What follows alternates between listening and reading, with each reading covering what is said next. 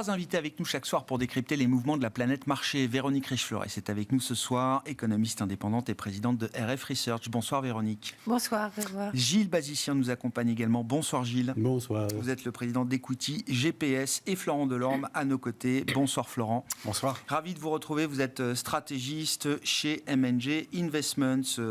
Florent, habituellement l'investisseur avisé, pragmatique, a souvent tort de tenir un peu trop compte du bruit politique dans sa prise de décision d'investisseur. Est-ce que c'est un playbook valable au regard de l'actualité ? Je parle bien sûr de la France, mais peut-être pas uniquement du cas français. Ou est-ce que les choses sont un peu différentes dans le monde aujourd'hui, avec une dimension politique qui devient aussi un driver de marché ?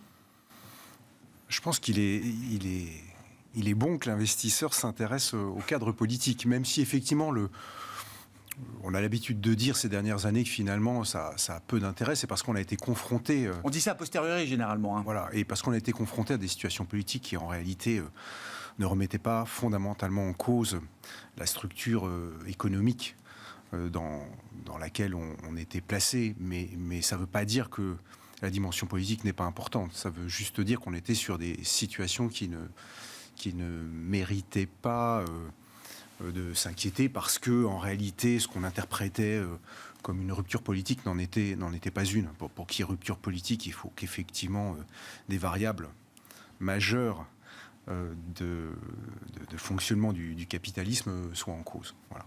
Alors, en ce qui concerne la situation... Ceci étant dit... la situation présente, qu'il faut effectivement analyser avec attention, effectivement, pour notre part, il nous semble qu'il serait prématuré d'avoir une analyse très sombre de la situation, et on peut trouver de nombreux arguments pour justifier cette relative sérénité. Donc je peux effectivement m'engager les marchés restent calmes aujourd'hui et gardent leur nerf, effectivement, sur la base de quel rationnel, Florent ?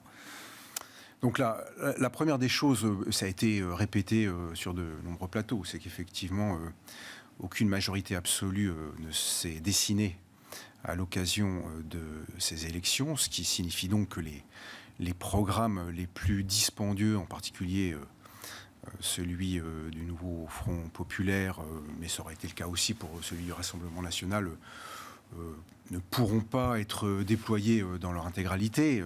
Et donc là, effectivement, le nouveau Front populaire a une majorité beaucoup trop courte pour imaginer, quand bien même le président de la République ferait le choix d'un Premier ministre issu de ses rangs. Donc le nouveau Front populaire a sans doute une majorité beaucoup trop courte pour imaginer pouvoir déployer intégralement son programme. Donc ça, c'est un argument qui reste l'argument numéro un. Et puis ensuite, au-delà de cet aspect très technique du fonctionnement de la Ve République, il faut rappeler qu'effectivement la France évolue dans un cadre institutionnel européen, avec l'appartenance à l'Union européenne, et surtout, et c'est là l'élément clé, à la monnaie unique, avec ce que ça implique en termes de respect du pacte de stabilité et de surveillance par les autorités européennes. Donc, quand bien même le NFP voudrait, avec l'accord à ce stade très improbable du Parlement, s'engager dans des politiques budgétaires extrêmement coûteuses, la pression monterait très très vite du côté de l'Union européenne. Et effectivement, dans la mesure où le NFP n'envisage pas du tout une sortie de la zone euro, on ne voit pas comment le rapport de force ne se terminerait pas par un recul du nouveau Front populaire, comme ça avait été le cas pour François Hollande, qui avait débuté sa campagne en indiquant que son ennemi c'était la finance, qui avait lui-même essayé d'engager un rapport de force avec l'Union européenne, avec un résultat assez limité. Donc le point clé, c'est effectivement l'appartenance à la zone euro. Et quand on dit qu'il faut effectivement surveiller la dimension politique, c'est notamment ce facteur-là qui reste le sujet décisif. Pour les marchés. Pour les marchés, si effectivement dans les prochaines années, il y avait de ce point de vue-là un revirement, avec à la fois l'électorat français qui dans sa majorité se mettraient à douter de la monnaie unique, ce qui n'est pas du tout le cas maintenant, puisqu'il y a un taux d'adhésion à la monnaie unique historiquement élevé, qui atteint des records. Partout mais en Europe. Le paramètre politique à surveiller pour un investisseur dans les années qui viennent, c'est le taux d'adhésion des Français à la monnaie unique, puisque les partis politiques... Et au cadre qui va avec. Et au cadre qui va avec, puisque les partis politiques ils collent, disons, à ce souhait majeur de la population française, et aucun n'envisage la sortie de la zone euro. Donc... s'il y a bien un sujet où les Français sont unis, c'est sur l'appartenance à l'euro. Voilà. Et puis, troisième série d'arguments qu'on peut mettre en avant, et puis je laisserai mes collègues s'exprimer, c'est effectivement la surveillance que les marchés vont opérer sur un éventuel budget excessif qui serait voté. Donc là, je parle vraiment au conditionnel. Il faudrait déjà que les étapes précédentes soient passées, mais quand bien même... on aurait une chambre qui finirait par voter, une commission européenne qui serait un peu souple sur l'interprétation des critères du pacte de stabilité. Il y aurait les marchés qui joueraient leur rôle de vigie en dernier ressort, et on verrait indéniablement les taux de la dette française monter, ce qui serait de nature très rapidement à ramener le gouvernement à la réalité, sauf à ce que la BCE, par ses mécanismes d'intervention anti-fragmentation, décide dans le jeu. Décide de rentrer dans le jeu, mais ça semble peu probable, puisque ces mécanismes d'anti-fragmentation stipulent très clairement qu'ils ne peuvent être mis en œuvre que lorsque la BCE considère qu'il y a une surréaction des marchés sans lien avec la réalité. Ça sous-tend une situation de crise non ordonnée, pour dire les choses. Voilà. Et en tout cas, ça ne peut pas se faire quand il y a un volontarisme dans la dépense publique en dehors du pacte de Maastricht. Donc une intervention de la BCE pour venir en soutien d'un gouvernement français qui voudrait effectivement dépenser très largement semble une hypothèse là aussi très improbable. Donc on voit bien qu'il y a trois grandes raisons qui méritent de rester à ce stade serein, et en réalité le mot final de tout ça, ce sera la prochaine présidentielle, puisqu'il faut attendre effectivement qu'une personnalité politique présidentiable émerge, restructure un petit peu l'offre politique et essaye d'attirer à elle effectivement une majorité pour revenir à une situation plus normale. Mais on a sans doute 3 années devant nous de statu quo et de refonte de l'offre politique pour essayer d'arriver à la présidentielle avec une dynamique majoritaire. Mais offerte par qui, effectivement, à ce stade, ça reste une question. Véronique, les leçons que vous tirez de ce scrutin français, et puis l'idée du statu quo, alors je ne vais pas dire qu'il plaît au marché, mais qui est peut-être la moins pire des solutions, ou le moins pire des résultats pour les investisseurs, ça implique aussi que si la France ne fait rien, reste immobile, on a une trajectoire de finances publiques qui continue de se dégrader à ce stade. C'est vrai que je ne suis pas du tout un ayatollah. Enfin, les déséquilibres doivent être regardés dans les deux sens, j'imagine. Trop d'excédents, trop de déficits. Là, en l'occurrence, il y a quand même un vrai sujet sur spécifiquement la trajectoire de finances publiques française, en absolu, et en relatif comparé à ce qui se fait ailleurs en Europe, y compris sur le plan des pays périphériques, donc qui met quand même une pression supplémentaire. Ne rien faire, c'est laisser se dégrader le déficit public encore plus fortement que ce qu'on a vu l'an dernier. Oui, sans doute. Alors, je pense qu'il y a plusieurs sujets. Il y a d'abord le fait que les marchés, en général, préfèrent la perspective de coalition que des ruptures politiques. Ça marche tout le temps. On a constaté la même chose il y a longtemps sur l'Allemagne, etc.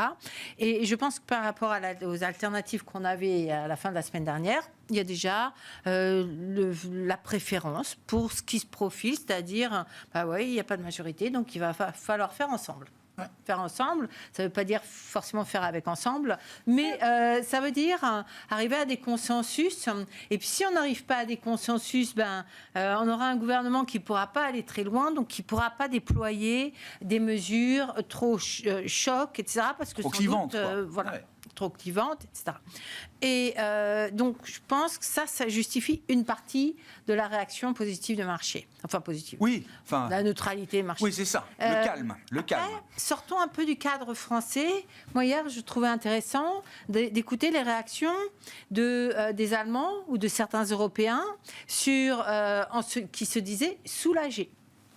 soulagé que la France ait repoussé l'extrême droite. Non, n'oublions pas cette considération parce qu'elle est essentielle.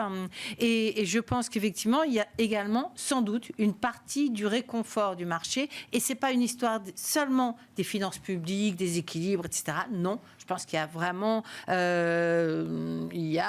un sens politique aussi important qui est présent, difficile toujours à mesurer, mais qui doit compter. Et puis l'autre chose, on a beaucoup parlé des déficits, du contexte budgétaire français, qui est indéniablement préoccupant. C'est pas moi qui veux dire le contraire. Il est d'autant plus préoccupant qu'on a dépensé beaucoup apparemment pour rien sans effet. Donc ça, c'est encore plus inquiétant. Néanmoins, je ne suis pas sûre que les marchés observent cela avec beaucoup d'inquiétude.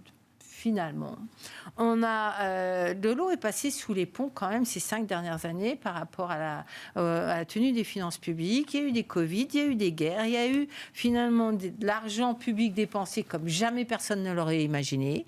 Et c'est passé. C'est passé pourquoi ? Parce qu'il y a quelque part une acceptation de ce rôle des pouvoirs publics. De la politique budgétaire. La politique budgétaire, pour des tas de raisons.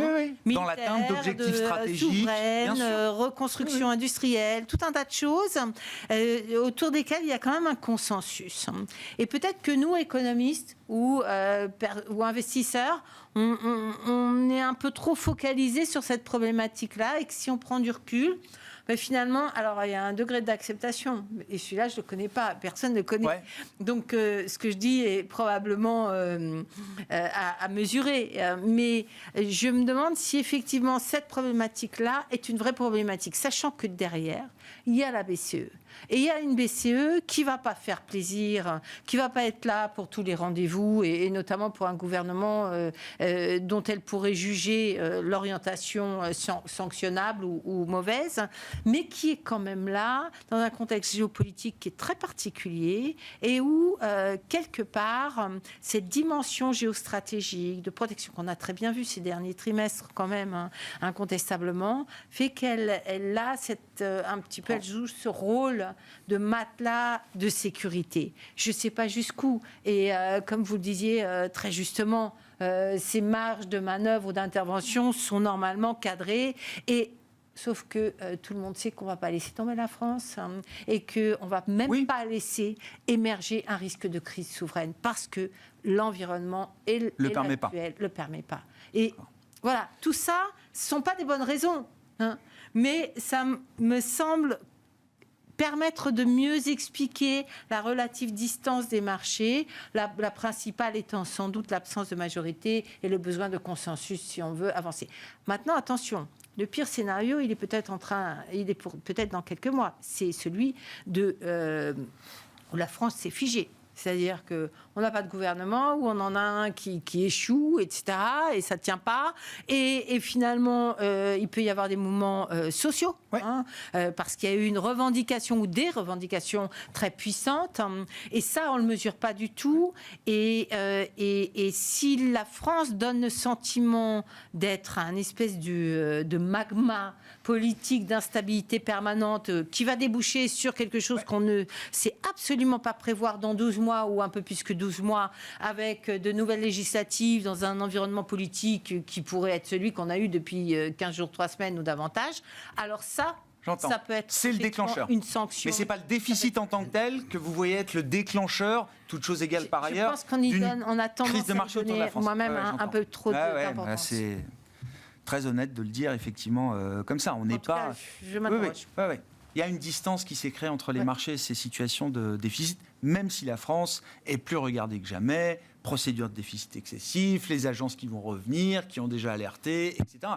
Peut-être d'ailleurs qu'à ce stade, pour les investisseurs, ça suffit de savoir que la France est quand même encadrée de ce point de vue-là. C'est peut-être quelque chose de suffisant à ce stade. D'ailleurs, quand on fait des scénarios, un peu c'est ce que vous disiez, si à un moment donné ça dérape, les spreads vont s'envoler et de toute façon, ça va corriger derrière. Donc c'est une histoire de 3 mois ou 6 mois de crise et je pense que ça c'est dans les esprits, y compris des politiques, et que ça c'est quand même probablement un frein.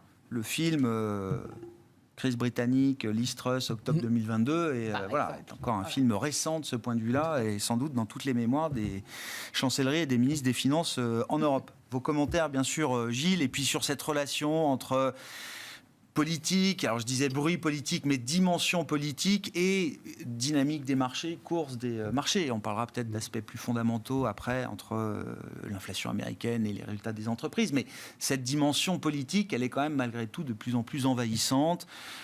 Les élections britanniques, on scrute la coalition en Allemagne qui se met d'accord sur un budget à minima, sans ambition, mais qui trouve quand même cet accord politique, etc. etc., etc. Oui, je pense que la politique quand même compte. La politique au sens, le climat de façon générale. Et pour apprécier une situation, vous savez que j'aime bien, moi, pour établir des diagnostics, élargir la focale, ce qui permet également de trouver de nouvelles solutions à un diagnostic et à une problématique. La problématique quand même en zone euro et en France, la France représentant une partie importante de la zone euro, c'est quand même qu'il y a moins de visibilité. C'est le moins qu'on puisse dire. Alors après, on traduit ça par risque de paralysie, risque de rien faire, risque de ne pas continuer à réformer ou éventuelle crisette. On est un peu dans la situation de l'Assemblée de 2022, mais en un peu plus pire, quoi, si je puis dire. C'est ça. À la marge, ça ne s'est pas amélioré, ça s'est dégradé. Mais il y a toujours ce sentiment un peu de... C'est ça. Et les observateurs de l'histoire aiment également nous rapporter à la 4e République. Bien sûr. Et l'instabilité politique qui prévalait alors et qui était, alors dont on pouvait difficilement apprécier la corrélation avec l'évolution des marchés. On n'a pas les historiques, mais on peut quand même se imaginer que le prix des actifs français et la capacité des grands investisseurs internationaux, y compris les Français, à investir, à risquer sur les marchés, tous les marchés obligataires, actions, crédits, etc., est moins élevé relativement quand on est dans un contexte de moins de grande transparence et d'incertitude, voire de possible instabilité. Alors quand on élargit un peu la focale, quand même, il y a un diagnostic qui est partiellement propre pour partie propre à l'ensemble du monde industrialisé. Et malheureusement, pour partie aussi, à une espèce de dégradation de la situation de la France sur le long terme.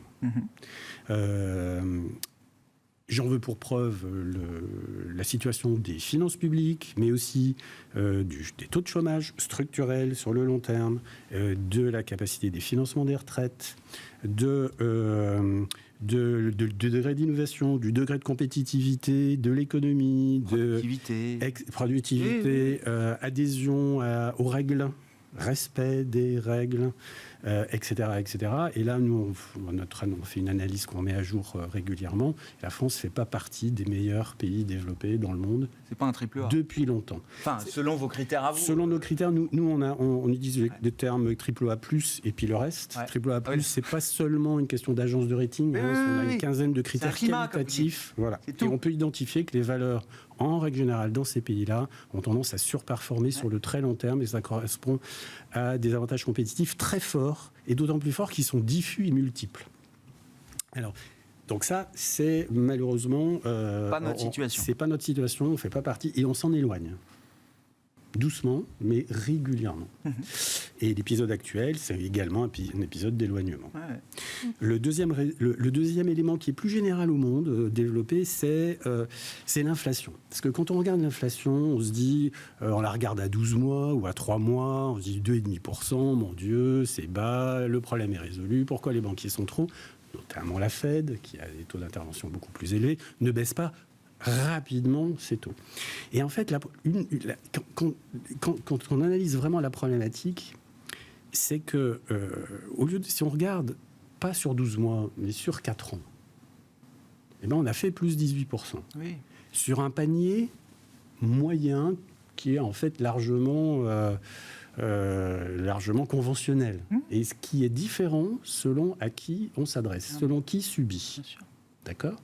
Si vous prenez dans tous les pays développés, la médiane des salaires, des revenus, la médiane des revenus, en sens large,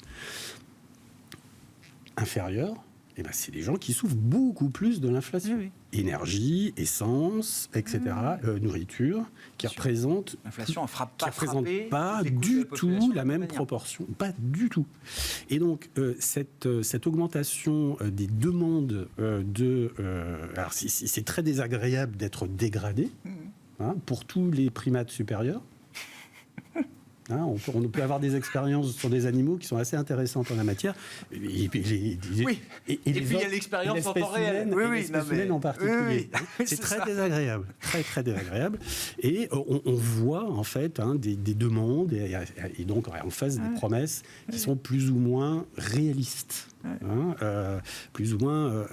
Et ça, c'est un problème. Et ce problème-là, selon nous, il se résout en regardant et en n'oubliant pas dans son allocation d'actifs les pays de meilleure qualité dans le monde, qui représentent 20% de la capitalisation boursière des pays occidentaux. D'accord.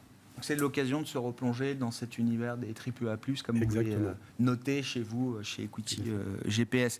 Est-ce que ça veut dire, ce que nous dit Gilles Bazissire, je traduis sa question pour vous, Florent, mais est-ce que ça veut dire qu'il y a des raisons d'imaginer que les actifs français, actions, OAT, taux, crédits, ait une place structurellement peut-être plus faible dans certaines allocations d'actifs de grands investisseurs globaux. Vous évoquiez là cette période de 2-3 ans jusqu'à la prochaine présidentielle. Enfin, je ne sais pas combien de temps il y aura jusqu'à une prochaine présidentielle, mais sur le papier, il y a 3 ans devant nous.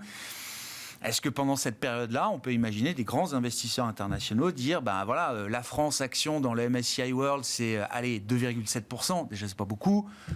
Nous, on en aura plutôt 2,5 ou 2 plutôt que 3 ou 3,5, quoi. À moyen terme, je ne crois pas, puisque le marché va donner du temps à la classe politique française pour trouver un cap. Donc je ne pense pas qu'il y ait de remise en cause fondamentale de la part des investisseurs sur la question de la détention d'actifs français. Pour ce qui concerne la dette, Véronique l'a évoqué, à ce stade, les questions d'endettement ne sont pas sérieusement prises en compte par le marché, qui a tendance à mettre de côté cette problématique-là, et ça peut durer encore quelques années. Et pour la question du tissu industriel français, dont on sait bien qu'il est un peu en souffrance, je dirais que les investisseurs se reportent plutôt sur des multinationales qui ont une exposition assez large à l'international, et de ce fait, même en achetant le CAC 40, on est quand même exposé bien au-delà de la France. Donc il n'y aura sans doute pas de défiance à l'égard des actifs français dans les prochaines années. Par contre, il est vrai quand même que, tout en restant relativement confiant sur ce qui peut se passer sur les marchés sur les prochaines années, il ne faut effectivement pas perdre de vue quand même, comme ça a été dit à l'instant, que la trajectoire quand même de l'économie française et de ses finances publiques n'est pas la bonne. Il y a un problème structurel de détérioration progressive des finances publiques, avec une difficulté à financer des investissements productifs, ce qui se traduit par une faible productivité et donc une croissance potentielle faible. Alors,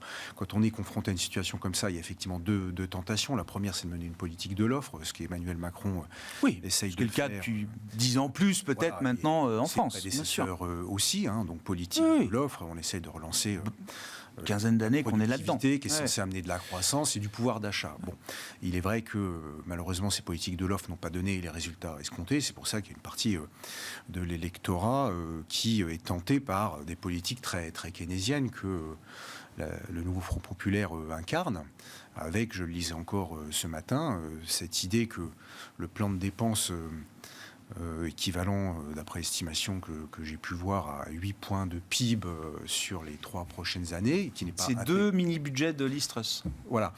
Donc, dont on dit qu'il n'est pas complètement financé, mais l'argument qui est mis en avant par les économistes du nouveau Front populaire, c'est de dire que en bon keynésien, Oui. que cette dépense et la consommation qu'elle va provoquer, Ça va boucler, ça va reboucler, quoi. provoquera un surcroît de croissance qui provoquera des rentrées fiscales. Donc on est toujours dans les mêmes débats entre politique de l'offre et politique keynésienne. Et c'est vrai que la France reste à ce stade dans la difficulté de choisir un cap. Et quand on disait tout à l'heure que la politique, ça compte, c'est que effectivement, si le nouveau Front populaire parvenait un jour au pouvoir avec une majorité claire et avec, disons, un représentant très déterminé comme peut l'être Jean-Luc Mélenchon, un rapport de force sans doute très musclé serait engagé avec l'Union européenne et la Commission européenne dans l'idée de convertir l'ensemble de l'Union européenne à des politiques keynésiennes, parce que c'est ça l'idée sous-jacente du nouveau Front populaire.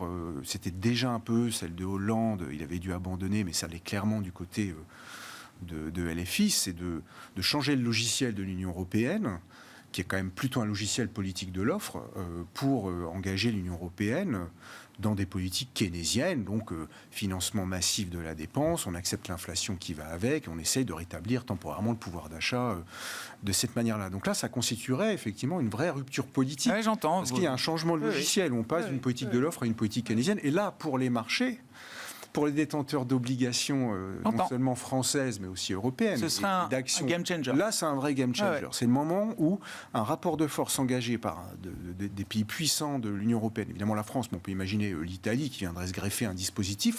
Donc si vous mettez France et Italie ensemble, avec comme idée de changer le logiciel européen pour revenir à des choses plus keynésiennes, là la politique peut faire basculer les marchés. Voilà. À propos d'Union européenne, Véronique, j'oublie pas que cette séquence française, elle est générée aussi par l'élection européenne. C'était quand même ça le sujet quand même du mois de juin. C'était le point de départ. Normalement, c'était le point de départ. Mais enfin, cette élection européenne, elle a toujours eu lieu et elle a produit ses résultats au Parlement européen. Alors, le bloc centriste, la majorité du bloc centriste n'est pas remise en cause. On voit un jeu de repositionnement des droites les plus dures. Intéressant de noter d'ailleurs que le RN va intégrer le nouveau groupe des Patriotes pour l'Europe emmené et créé par Viktor Orban, Premier ministre hongrois, aujourd'hui président de la présidence tournante de l'Union européenne pour 6 mois. Qu'est-ce que ça nous dit de la trajectoire des politiques menées par l'Europe jusqu'à présent ? Est-ce qu'on reste dans le cadre, comme le disait Florent, défini, connu ? Est-ce que ça peut nous emmener vers des choses qui étaient peut-être moins prévues ou prévisibles ces dernières années ? Eh bien, d'abord, merci d'aller sur ce terrain parce que je pense qu'on l'oublie. On oublie quand on est français, parce qu'on est très occupé forcément par tout ce qui se passe et par nos rendez-vous dominicains au bureau de vote. Mais on a oublié, et je pense qu'on n'a pas passé assez de temps à réfléchir à cette Europe. Et ce qui se passe aujourd'hui, finalement, il y a eu un vote revendicatif dans la plupart des pays européens. Ça s'est soldé par une montée des votes extrême droite en général, avec au Parlement européen, donc 25% à peu près, je ne suis pas tous les jours, mais a priori, c'est là où on en était arrivé, du Parlement pour cette formation. Première question, comment on en arrive là ? Pourquoi ? Est-ce que quelle est la revendication des populations européennes ? Est-ce que l'Europe a entendu ce message ? Et qu'est-ce que ça veut dire ? Et je pense que le vote français s'inscrit dans cette problématique-là. Participe des mêmes mécanismes qui ont amené aussi ces partis-là à avoir plus de pouvoir qu'avant au sein du Parlement européen. Bien évidemment, me semble-t-il. L'Europe pose d'énormes questions. Elle pose d'énormes questions et pour faire court, et une question qui me semble aujourd'hui absolument cruciale, parce qu'on n'en parle pas beaucoup, et nous, économistes, en parlons encore moins, j'ai l'impression, c'est cette problématique de l'élargissement européen, qui n'en finit pas. On nous promet une Europe à 37, d'accord ? On ne sait pas trop quand, ou 34. En étant plus raisonnable, on laisse la Turquie parce qu'on se dit que ce sera peut-être un peu plus long. Oui. On intègre, on dresse des ponts d'or à l'Ukraine. Ok, on comprend bien pourquoi. Mais qu'est-ce que ça veut dire économiquement ? Ça veut dire que dans une Europe où il y a liberté de circulation des personnes, des biens et des capitaux, On permet, le projet est magnifique, il est unique au monde, il a tout pour lui sur le papier. On permet à des pays les moins développés de rejoindre le plus grand marché libre européen, donc de profiter de transferts de capitaux quasi illico immédiatement, donc de transfert de richesses, plus de subventions, et donc de leur offrir la voie vers une élévation de leur niveau de vie à une vitesse qui n'est en général jamais observée nulle part ailleurs, à part quelques rares pays d'Asie, et ça commence à devenir denrées rares pour le coup. Mais qu'est-ce que ça veut dire du point de vue fonctionnement économique ? Ça veut dire que constamment, on crée des chocs. On crée des chocs de compétitivité. Le capital est libre de circulation, mais on aime bien quand il reste un peu fixé quand même. Or là, vous créez des conditions où finalement un pays n'a pas fini de se développer. Regardons l'Espagne, hop, il est concurrencé par l'entrée des pays d'Europe de l'Est, qui vont drainer les capitaux et les fonds structurels, et on abandonne l'Espagne pour se concentrer sur la Pologne et les autres, et on continue comme ça. Alors quand ce sont des petits pays, c'est pas très grave. Quand on est en pleine globalisation et que cet accès à la croissance qu'on donne à ces nouveaux membres sert de tir, de locomotive un petit peu à l'ensemble, finalement tout le monde y gagne un petit peu. Quand ce sont des partenaires historiques de l'Allemagne ou culturellement très proches de l'Allemagne qui peut délocaliser une large partie de ses coûts de production dans des pays à moindre coût, l'Allemagne y gagne et les autres en ramassent quelques miettes. Et puis, quand c'est la Pologne, ça devient nettement plus compliqué. Quand le reste du monde se referme, qu'il y a moins d'échanges, que la multiplication des échanges, y compris inter-européennes, ne peut plus beaucoup progresser, alors les nouveaux membres mangent sur le dos des anciens. Donc vous dites on arrive au bout de cette logique qui a permis à tout le monde d'y trouver ici et là son intérêt. Vous dites si l'élargissement devait continuer au regard de l'état du monde aujourd'hui, ça pourrait se faire beaucoup plus compliqué. D'accord. À l'encontre des intérêts de certains pays. Et il faut sur qu'on le plan économique, réfléchisse sur ce processus d'intégration. Ce que je viens de dire, si jamais je suis citée, est juste odieux. Je vais passer pour, je sais pas. Bon, c'est naturellement pas mes propos. On est tous contents de voir ces pays d'Europe de l'Est. Mais il ne faut pas qu'il y ait d'impensé par rapport à ça. Exactement, mais il faut penser comment faire mieux pour ne pas habiller Pierre en déshabillant Paul. Parce que Paul, c'est le père fondateur de l'Europe. Et Paul, il a ce sentiment de déclassement permanent. On se souvient des histoires des plombiers polonais, je ne sais quoi, qui alimentent ce ressenti. Et alors, avec un Parlement qui, bien sûr, va refléter cet accroissement dans lequel la représentation des pays, quelque part fondateurs, enfin, pas quelque part, absolument fondateurs, ne se reconnaissent plus. Et donc, tout ceci crée une instabilité, une incompréhension et un manque de visibilité qui est éminemment négatif sur les populations, sur notre contexte social, politique et sans doute économique. J'ai l'impression que là, les dernières jambes d'extension, d'élargissement européen coûtent davantage qu'elles ne rapportent à l'ensemble. Un vrai travail à faire. C'est un vrai sujet parce que la promesse de prospérité européenne, elle est là. Il faut y arriver. Et si on n'y arrive pas, ce sera compliqué. Et si ces votes, parce que bon, il y a la France, mais pas que. Enfin, je veux dire, aux élections européennes, la coalition en Allemagne a subi un revers important. Mélanie s'est bien tenue, effectivement. On voit ce qui se passe aux Pays-Bas avec une plateforme là aussi droite dure, qui trouve son chemin. Voilà, finit par donner des clés. Effectivement, c'est pas juste une situation française.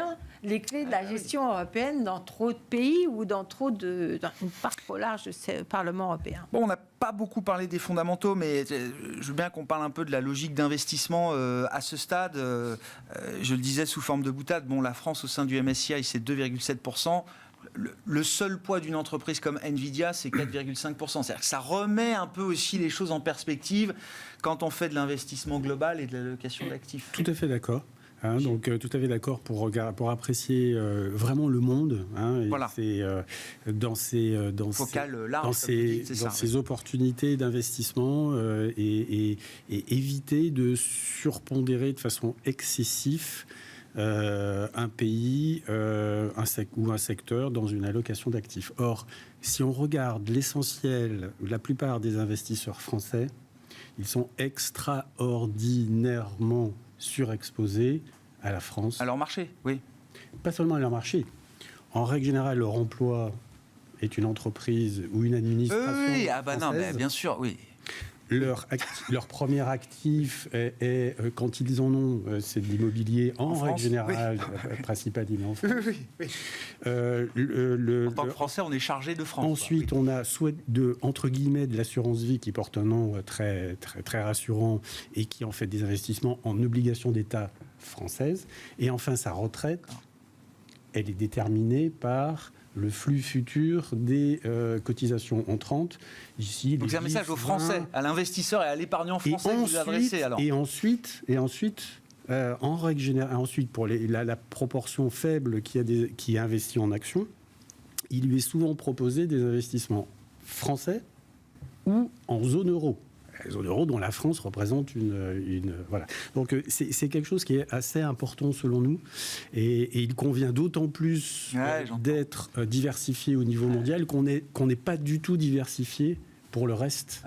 Internationalisation des portefeuilles et des allocations. C'est très important et d'autant plus qu'on est dans une situation où, selon nos ratings, on a des ratings quand même faibles sur les marchés développés, élevés seulement sur les marchés émergents.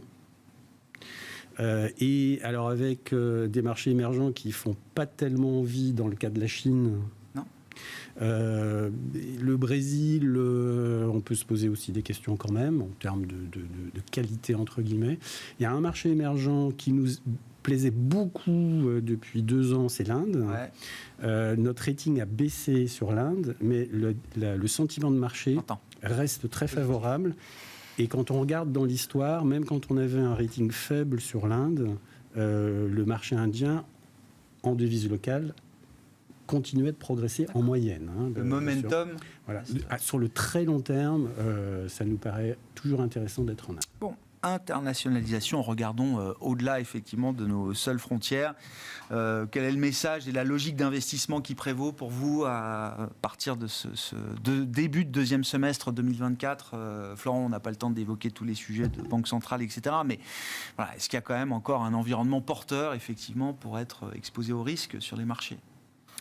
Oui, on continue d'avoir des allocations effectivement très, très internationales. On n'a pas opéré de mouvement sur les portefeuilles européens au regard de la situation politique, conformément à ce que j'ai essayé de démontrer. Et on a, je dirais, les grands choix du portefeuille, c'est de rester exposé aux actions américaines, mais plutôt sur la santé ou les valeurs bancaires, d'avoir une allocation tout à fait correcte aux actions européennes.